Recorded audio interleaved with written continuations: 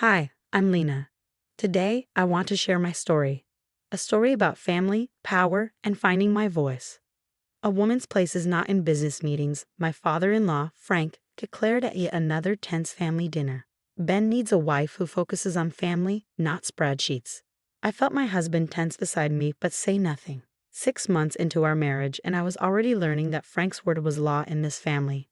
Actually, I said with a polite smile, the project I'm managing just landed $1 million client. Frank's face hardened. Numbers are a man's domain, right, Ben? Ben stared at his plate, avoiding my eyes. Dad has years of experience, Lena. I met Ben at a finance conference 2 years ago. He had been so different then, confident, full of ideas. But that was before Frank began inserting himself into every aspect of our lives. My best friend Amy warned me about this. I thought bitterly. His father runs that family like a dictatorship, she'd said. And she was right. Every Sunday dinner felt like a trial, with Frank presiding as judge and jury. Even at our housewarming, Frank had something to criticize. The house you bought is too small, he declared. No room for grandchildren. We're focusing on our careers first, I replied. Frank slammed his hand on the table. Family comes first. Always. Ben knows this, don't you, son? Yes, Dad, Ben mumbled. Frank even dismissed Ben's career. Banking isn't real business, he'd say. Real men build things like my construction company. When are you joining the family business, son? Ben's mother, Susan, stayed silent, refilling wine glasses with trembling hands. His sister, Jenny, only spoke when Frank addressed her directly.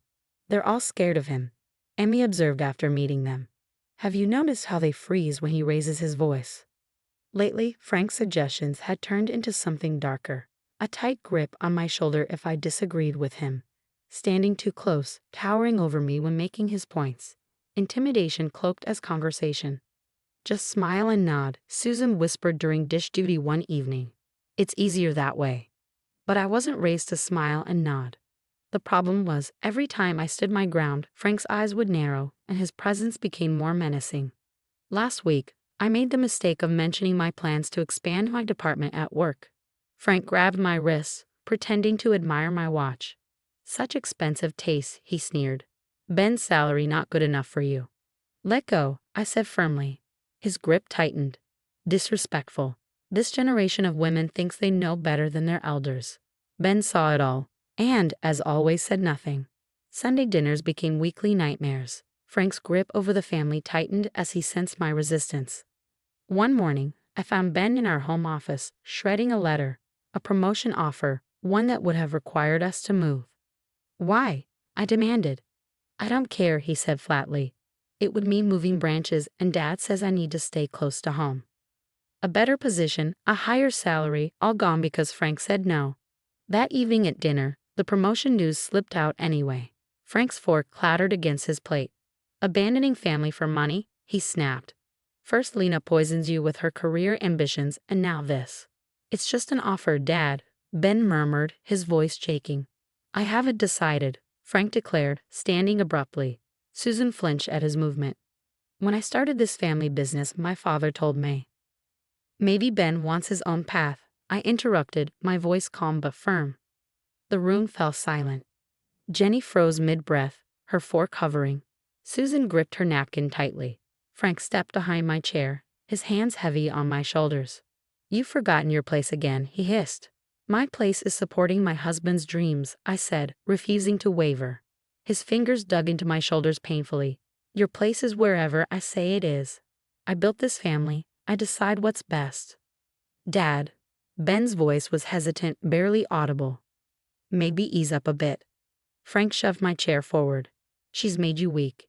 All her independent woman nonsense. That night, Ben slept in the guest room. Just give him time to calm down, I told myself. But Frank wasn't calming down. Every week brought new tests of control. He accidentally spilled coffee on my laptop before a client meeting. He showed up unannounced at my office, claiming to check on Ben's wife. He started suggesting, in veiled tones at dinner, that I might be cheating because of my late nights. No smoke without fire, he'd say, looking straight at Ben. I watched my husband shrink smaller each week, retreating into his father's shadow. Then one day, I found construction documents in our mailbox. Plans for a nursery Frank had drafted without asking us. I already paid the crew, Frank announced smugly at Sunday dinner. They start Monday. No, I said, my voice steady. We're not ready for children. His face twisted into something ugly. You don't get a vote. This is family business. I was done being quiet. Everyone, I have an announcement, Frank began at the next Sunday dinner, puffing his chest with pride. The family business just landed the new mall contract. The usual chorus of praise began. Susan clapped softly, Jenny nodded eagerly, and Ben beamed at his father.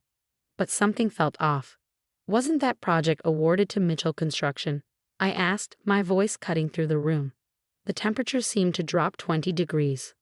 What did you say? Frank's voice was deadly quiet. I saw the paperwork last week. Mitchell Construction won the bid. Are you calling me a liar? He stepped toward me, his face darkening. I'm saying you're wrong. I replied evenly. The mall project went to Mitchell. Your bid was rejected. How dare you? Frank slammed both hands on the table, making the plates rattle. Some paper-pushing woman thinks she knows more than me. The numbers don't lie, Frank. Your bid was too high. Your company's financials weren't strong enough. Shut your mouth, he roared, his face turned purple with rage. Maybe if you spent less time controlling everyone and more time managing your business properly. The slap echoed through the dining room. My cheek burned. Susan gasped. Jenny began to cry. Lena, Ben finally spoke, his voice trembling. Apologize to Dad. Right now. I touched my stinging face, staring at him in disbelief. Apologize? You disrespected him in his own house.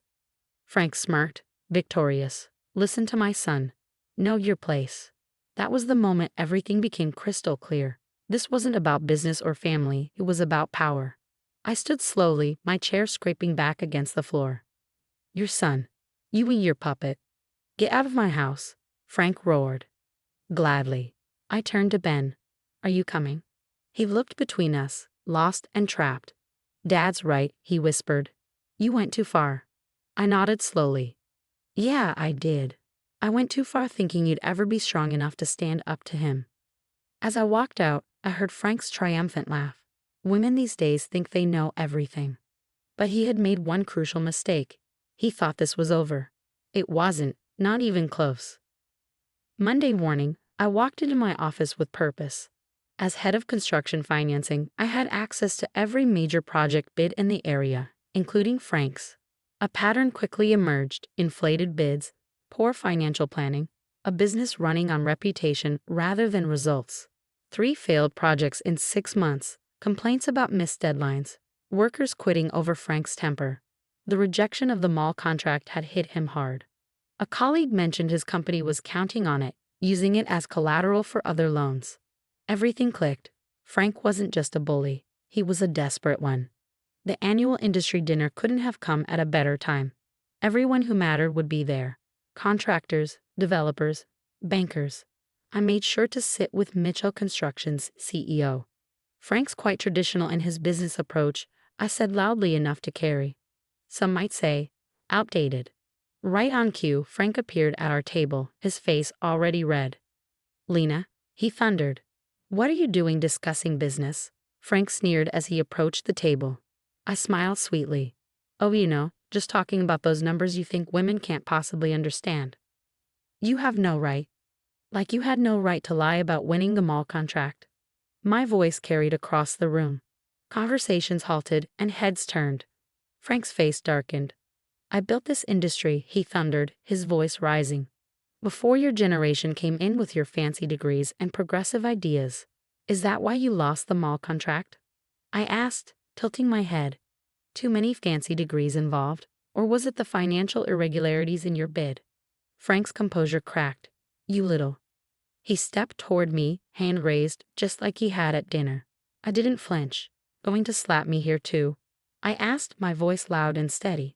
In front of all your business associates, just like you did at Sunday dinner. He froze. The room was silent, the weight of my words hanging in the air. Mitchell Construction's CEO stood, his expression sharp. What's that about slapping? Frank's mask slipped completely. She's lying. Women always lie. Just like when they said my bid numbers didn't add up. The room stirred. More people stood, more questions followed. Each answer made Frank angrier. his true nature unraveling for all to see. "This is family business," he roared, desperate to regain control. "Family?" I repeated calmly. "Like how you control Ben's career, or how Susan's too afraid to speak, or how you forced Jenny to quit college." Frank sputtered, but it was too late. His own words had condemned him. Every misogynistic rant, every threat, every failed project spilled out in front of the entire industry. By the end of the week, 3 developers canceled contracts with Frank's company. 4 more followed shortly after. No one wanted to work with a man who couldn't control his temper or his business. 3 weeks later, Ben called. His voice was heavy with regret. "Dad's drinking. Mom moved in with her sister. The business is failing." "And us?" I asked, though I already knew the answer. There was silence on the line. Then, "I'm sorry. I should have protected you that night, but I didn't. I chose him, like I always did. Some choices you can't take back, Ben." "I know," he said, his voice breaking. "I've started therapy. Turns out a lot of us needed help dealing with Dad. But I understand if it's too late for us." It was. I had already contacted a divorce lawyer. The papers arrived a week later. Frank made one last attempt at control, storming into my office unannounced. "Fix this," he demanded. "Fix what?" I asked calmly. "Your reputation, your business, your broken family." I leaned back in my chair. "No, Frank, you destroy everything." His face twisted with anger. "You." "No, Frank, you did that yourself, one slap at a time." The fallout was inevitable. Frank's company went under within months. He lives alone now, in a small apartment, still ranting about how women ruined the business world. Susan filed for divorce. Jenny went back to college, finally chasing her dreams. Ben moved across the country, determined to start fresh, far from his father's shadow. The divorce was finalized quietly. Ben sent one last email. "You were right all along. I was never strong enough to stand up to him. I hope someday I can be as brave as you. As for me, I just got promoted to senior executive. My new office overlooks the mall project, the one that started it all. Mitchell Construction is doing a fantastic job with it. Sometimes the best revenge isn't about destroying someone. It's about standing back and letting them destroy themselves." Frank did that perfectly. All I had to do was ensure everyone was watching when he did. My place was exactly where I belonged all along, standing up for myself, even if it meant standing alone.